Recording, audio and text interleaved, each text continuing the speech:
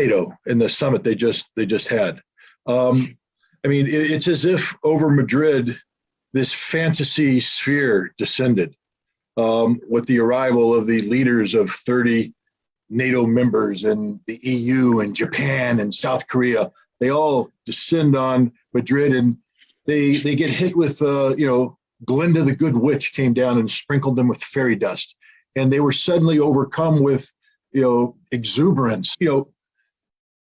For instance, the notion of going from 40,000 readiness forces, rapid deployment forces to 300,000. Well, it sounds great on paper. I mean, and they produced a lot of great PowerPoints in Madrid. I mean, really impressive stuff. There's some it's big arrows, big words, big pictures. They ain't never going to get 300,000 people. I'll just put that right down right now. Can't afford it. They don't have the ability to sustain it. They have no clue what they're talking about. This is 30 idiots getting around thinking big on Stoltenberg, projecting something that will never happen. It will never happen. That's a guaranteed. Because what is a rapid reaction force? The idea means it reacts rapidly. That means that they need to be ready to fight now. There's a reason why they only had 40,000 of those. And remember, that includes Air Force, Navy, and ground troops. That's not 40,000 hardened forces. That's 40,000 nothing forces. First of all, the 40,000 were a joke.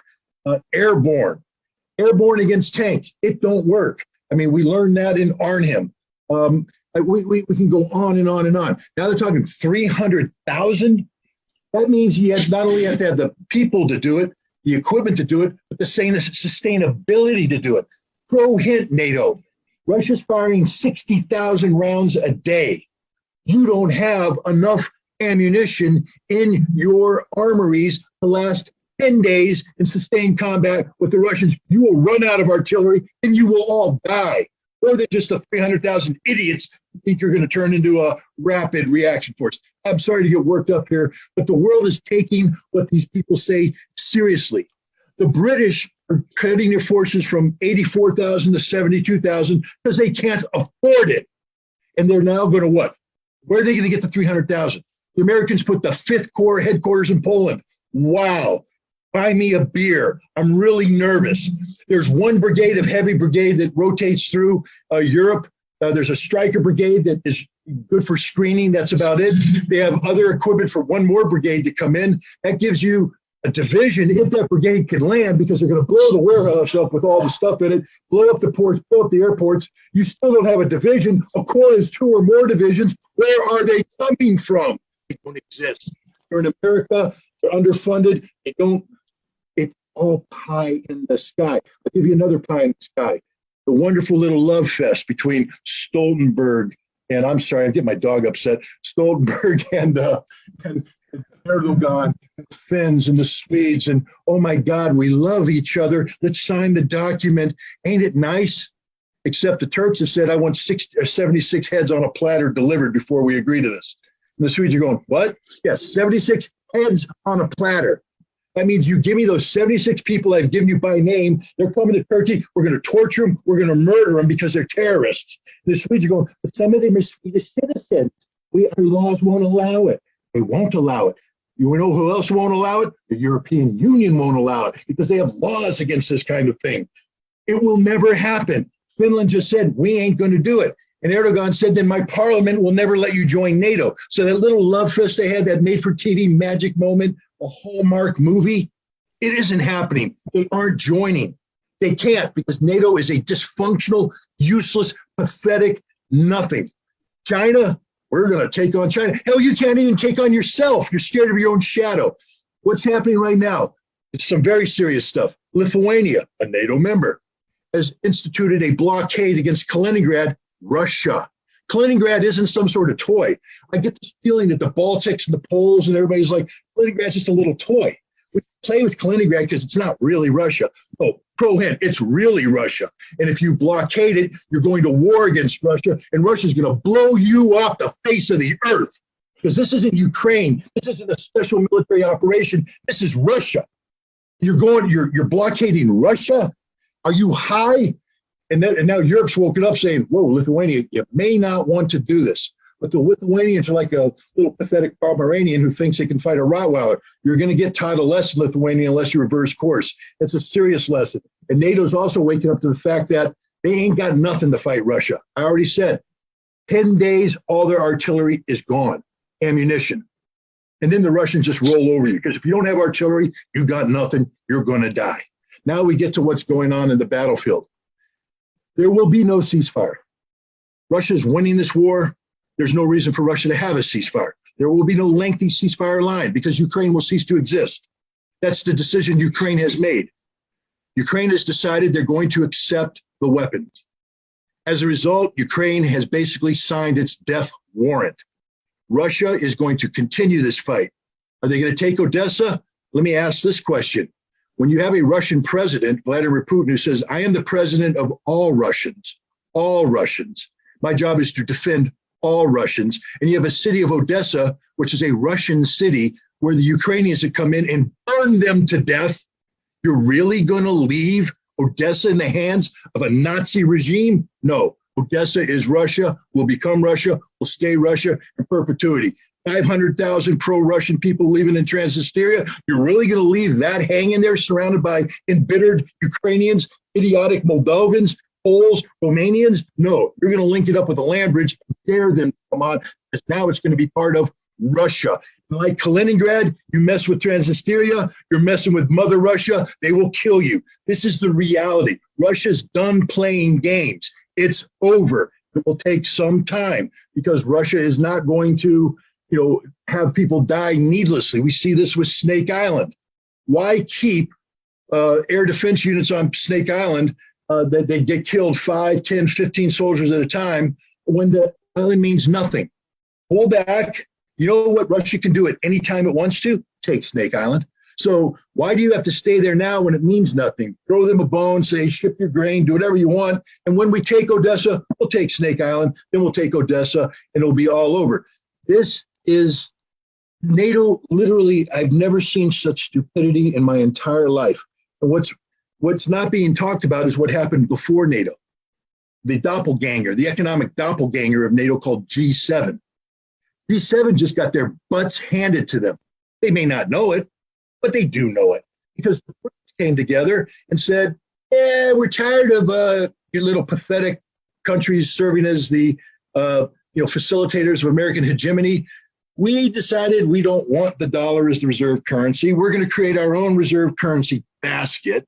We're linking up with the Russian SWIFT system to bypass that.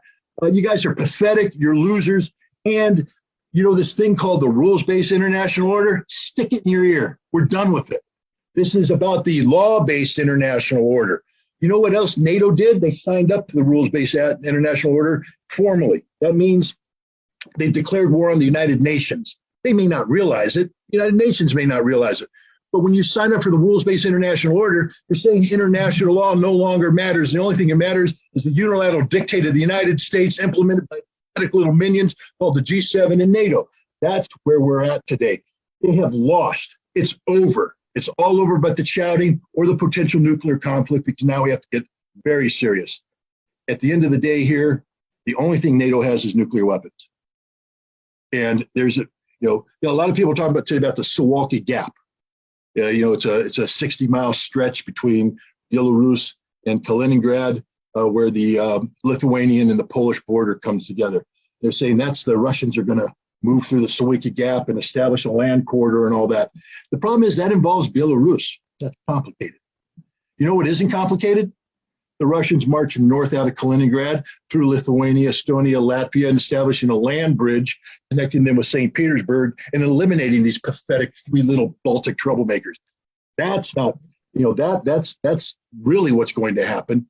What happens when that happens? The British have upped the number of troops they're going to commit suicide with in the Baltics to 16,000. They'll kill all 16,000 British troops. All those Germans that for whatever reason thought it was a good idea to put German troops in Lithuania, as if that was never a bad idea, they're all going to die. The French have some pathetic French troops up there. They're going to die. There's a couple Americans up there. They're going to die. Then what's NATO going to do? Implement Article 5. What's Article 5 say? An attack against one is an attack against all. No, it doesn't say that at all. It says an attack against one makes everybody think whether or not they want to support what's going on. We may support verbally, we may support economically, we may support militarily.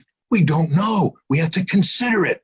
And consider what? Lithuania committing mass suicide by implementing an economic blockade, which is an act of war against Russia at a time when Russia's already pissed off about Ukraine. Nobody's coming to Lithuania's assistance. Nobody.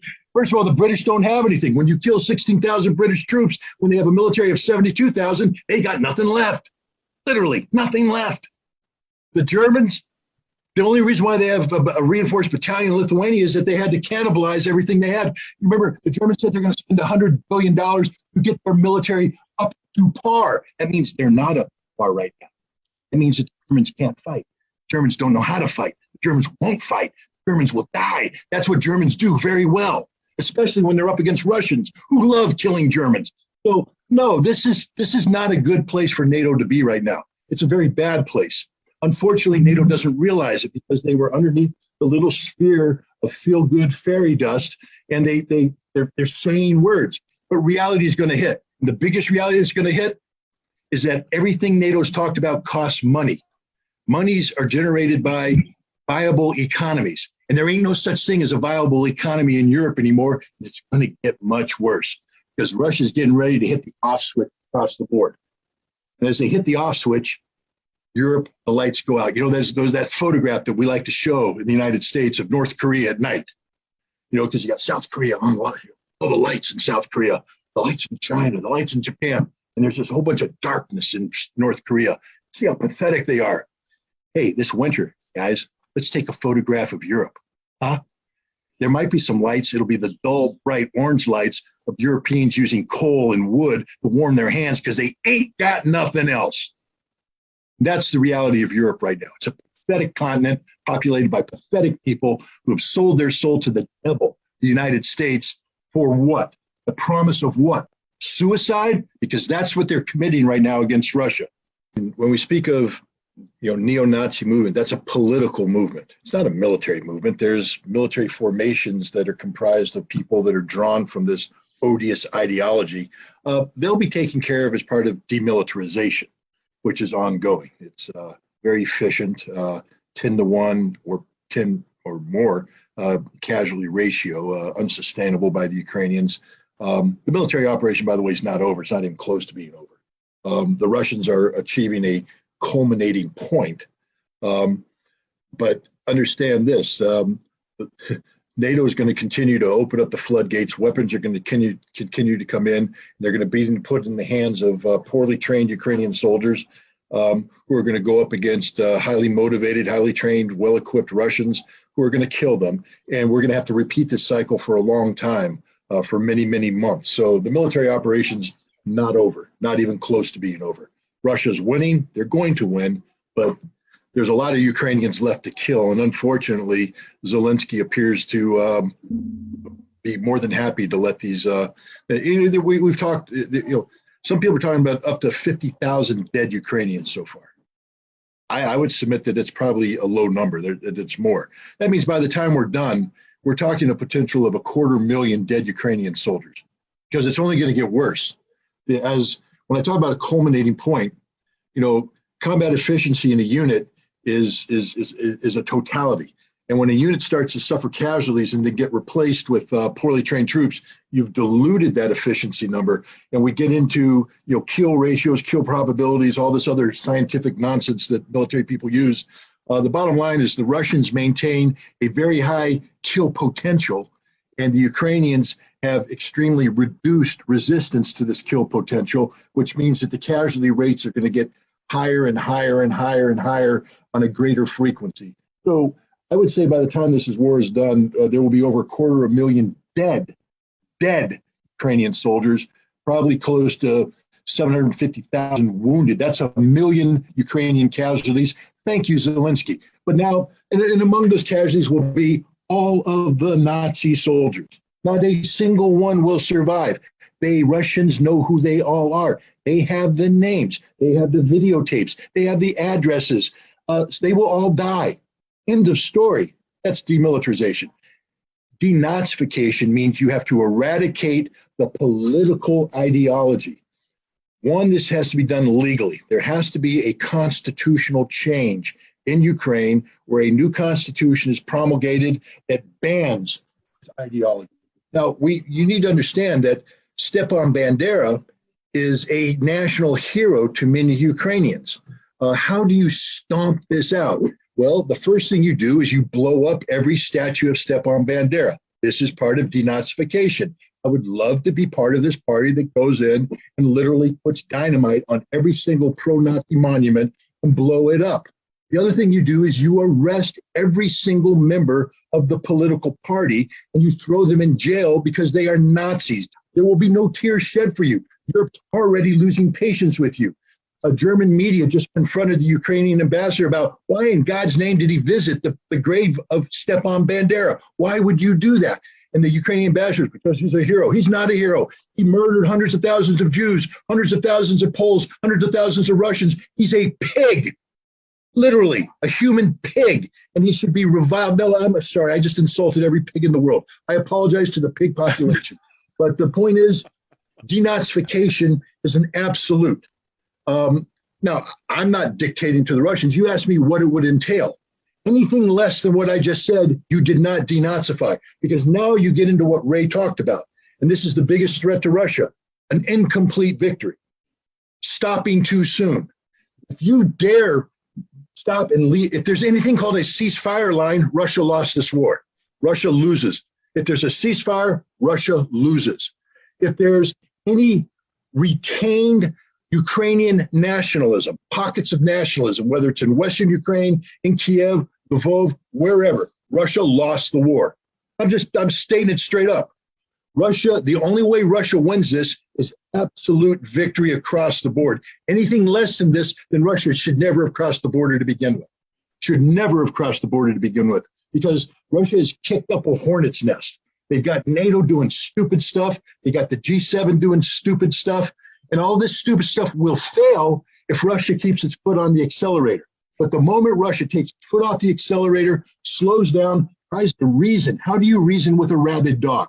NATO is a rabid dog. Russia needs to become Atticus Finch to kill a mockingbird. Get the damn rifle out of the house and shoot the dog down in the street. That's the fate of NATO. You don't have to put a bullet in it, because NATO is going to pull a bullet in its own head by doing this stupid stuff. They can't afford it. They're going to go bankrupt. Russia must allow NATO to go bankrupt, must allow the G7 to collapse. But the only way to do that is to finish the mission. The mission isn't just killing Ukrainian soldiers. The mission is eradicating an ideology that is part of the Ukrainian DNA. I'm sorry, that's the level we're at right now. Too many people have died. If you weren't willing to do this when you started, you shouldn't have started. That's just what I'm saying. And I would be furious. I'm furious as an American.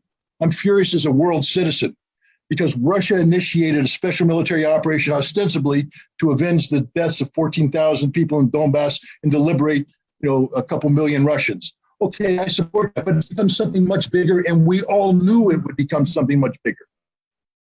Russia had to have known that this would become much bigger. Russia has now put the world at risk. I don't blame Russia. Maybe it needed to be done. Sometimes a boil must be lanced. But don't start something that's going to create all of this problem and then don't finish it. Finish the job. And the job is, as Russia said at the beginning, demilitarization, denazification, permanent neutrality. This may require the death of Ukraine, that Ukraine as a viable nation state can no longer exist. And believe me, if this neo-Nazi ideology has permeated the population to the level it appears to, then the Ukrainian nation no longer deserves to exist. And that would be the perfect message for Russia to send to the rest of Europe. That if you want to play big games, there's big consequences. NATO, you went into Ukraine, you got them, you motivated them. And we now know none of this was an accident. We now know this was done on purpose. Poroshenko says that Minsk was never going to be signed. It was there only to buy time for NATO to train a Ukrainian army to retake the Donbass and Crimea. That means NATO was a complicit party from the very beginning. Stoltenberg is a lying piece of dirt. Every American diplomat is a liar. Every European diplomat is a liar. They are all liars. They cannot be trusted. Why would you have a ceasefire with people you can't trust when you're winning? A ceasefire happens when you got issues, when you're not doing well, when you need to have a pause. Russia doesn't need to pause. Russia needs to put down on the accelerator and run through these people because they started it. I have no sympathy for NATO.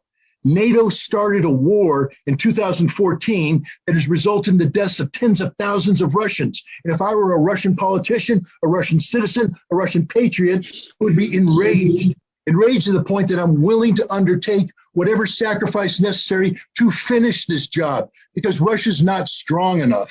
I'll say this right up the bat. If Russia pauses, it's not strong enough to win. Russia's victory comes by maintaining the pressure, by keeping by maintaining the momentum.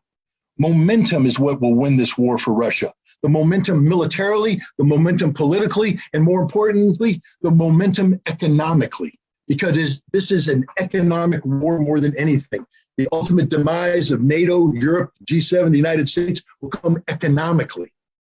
But the moment Russia stops, because Russia's winning on all fronts right now.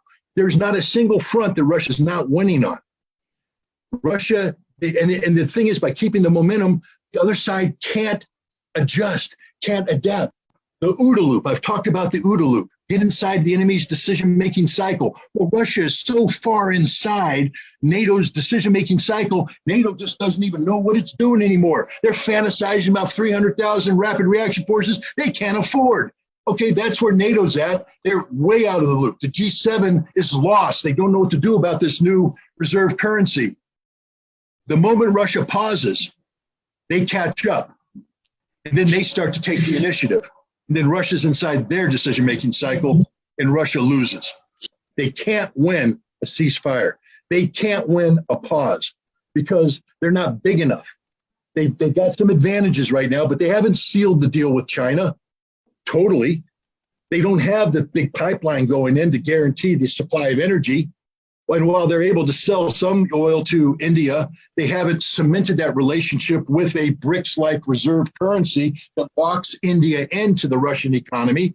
There's a lot that needs to be done economically before Russia is truly secure. And the way you continue to do that is to demonstrate the weakness of Europe, the weakness of the United States, the weakness of NATO, by continuing the operation the way you're going now.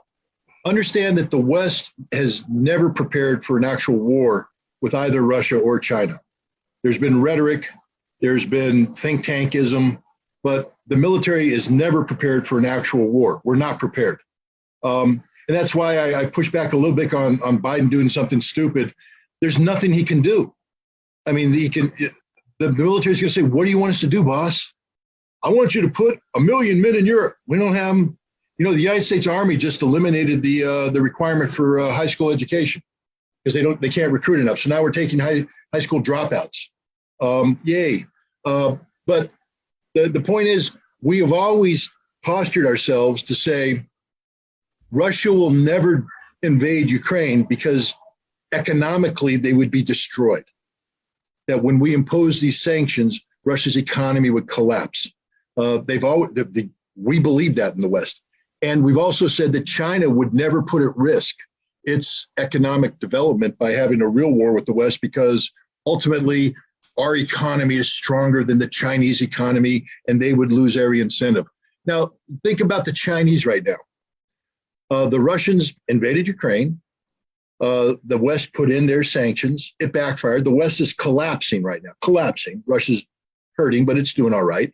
So now what is the strength of the Western economy in any potential conflict with China? Because that was always the great selling point. China will not pull the trigger on Taiwan because China will lose economically. I think that narrative has been flipped right now, that China can invade Taiwan and the West can't do anything about it economically because the West has no economy left. Do you understand that the Japanese, Russia, doesn't play games. They just passed laws that are going to nationalize Sakhalin-2. Sakhalin 2 provided Japan with all of its gas. They're going to lose Sakhalin 2, which means they're going to lose their gas, which means their economy collapses. Every Western economy is on the verge of collapse. And the only thing that's held Russia back from hitting all the off switches is the notion that we're going to be a responsible player in the world. But if China decides to engage Taiwan and the West decides to engage China economically, it will be the shortest victory in history.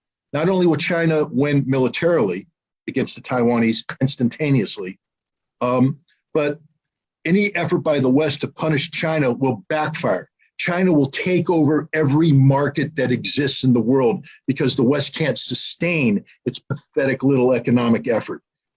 That's the reality right now. The West has no economy, no economic depth. They're very vulnerable. And then you attach the economy to politics, domestic politics. You know who's not going to suffer a parliamentarian vote of no confidence? Xi Jinping. Ain't never going to happen. You know who is going to suffer a parliamentary vote of no confidence? Every single prime minister in the West this winter. Because their people are going to lose confidence in them because they're freezing to death. They have no jobs. Their industries have collapsed. In America, we don't have a parliament, but we do have midterm elections. The Democrats are going to get wiped off the face of the earth. Joe Biden is going to be I didn't think a president could be as unpopular as Donald Trump. Well, let me introduce you to Joe Biden. He's about to become the most unpopular president in American history. So the Chinese got nothing to lose. I think, and I think we discussed in the past, the Chinese have upped their rhetoric to levels that have never been heard of before. Basically, when you have the Chinese Minister of Defense call his American counterpart and tell him to shut up, sit down, don't say a damn word, because if you continue this, we're going to blow you to smithereens. They told that to the Taiwanese too. And from what I hear, they're making the moves necessary to do this at any moment. There were some rumors a while back that Putin got recalled to the Kremlin because he was receiving a phone call from the Chinese who were saying, we need to pull the trigger on Taiwan because the West is doing really stupid things. I still believe that China is going to invade Taiwan. They have no choice. Want to know why? The West is so weak right now. They will never have a better opportunity than right now to do this.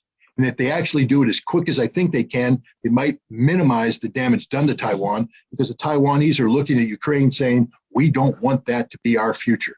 So when the Chinese troops come across the border, there'll be some token resistance, but I'm pretty sure the most of them are just going to put up their hands and say, screw it, we quit. Come on in. The West abandoned us again because there's nothing. There's no Western support. This isn't South Korea. There's not 400,000 American troops earmarked to flow in. There's Tammy Duckworth. I don't think Taiwan wants to go to war based upon the visit of Tammy Duckworth, with her incomplete legislation.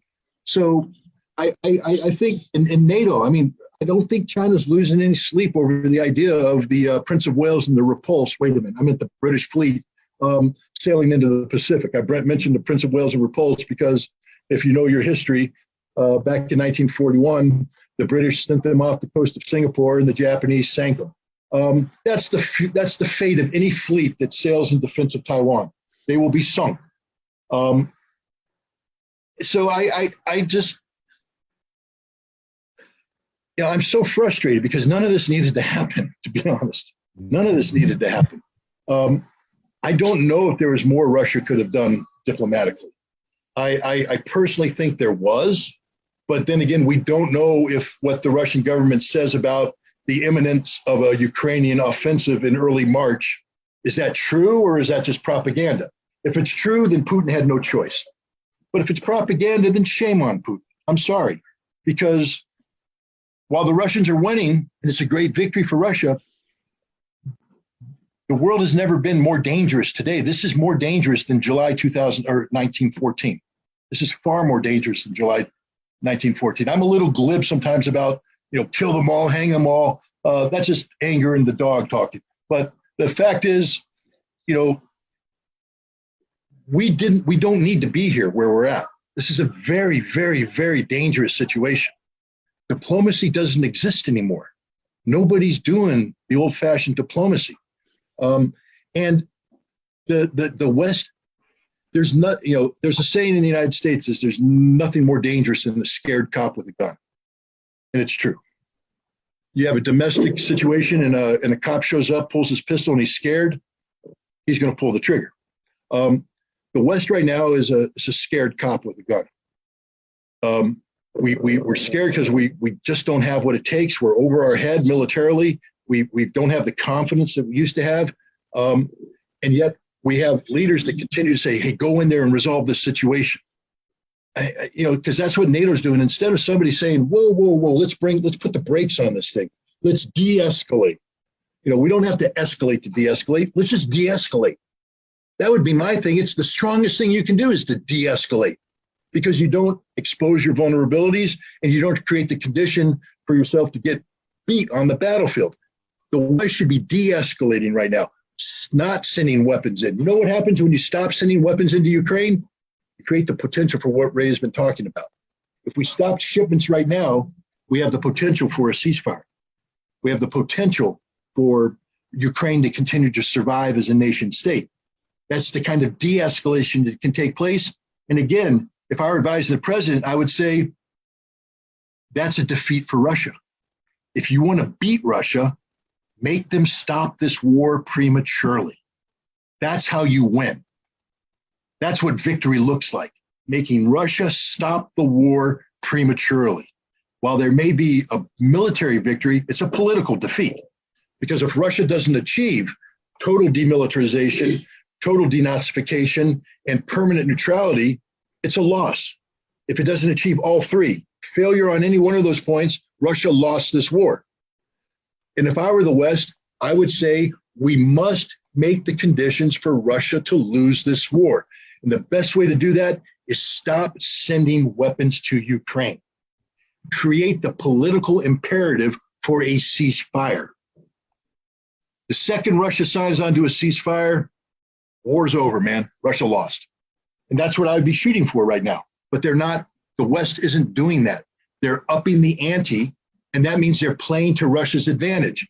Russia has engaged a military machine right now that's in the business of eating NATO equipment. You do not feed a Rottweiler raw meat. NATO is feeding the Russian Rottweiler raw meat. Russia loves to eat NATO equipment. They will continue to eat it as long as NATO feeds them. The best thing to do is stop feeding the damn dog. The Russians know where Ray's right. The Russians know where the decision-making cycle. Sorry, they're not going to hit Washington, D.C. They are going to hit London. I think they made that clear that the first decision-making cycle decision they'll hit outside of Ukraine will be London. Then they'll hit Brussels. They'll hit Ramstein. There's a bunch of places they'll hit. They all know this. And I'm fairly certain that the Russians have some back channels with the Americans where they've made this clear, what the consequences of your red lines will be. But the Russians have shown extreme patience. That's the other thing that I don't think everybody is quite understand is the level of maturity and patience that has been exhibited by Russia. If the United States had been put in a situation half as dire as what Russia's been subjected to, we'd have bombed the world. But Russia's been very patient, and I hope Russia continues to be patient because they're winning. They don't need to escalate, no matter how justified they are. They don't need to escalate this outside of Ukraine's borders because Russia has the winning formula in play right now. And as I said, the game that's being played is feed the Russian bear NATO red meat. It's a great game. Russia can play this all summer, all winter, and NATO will run out of red meat. The Russian bear will just be more hungry. And I think that's where we're at right now.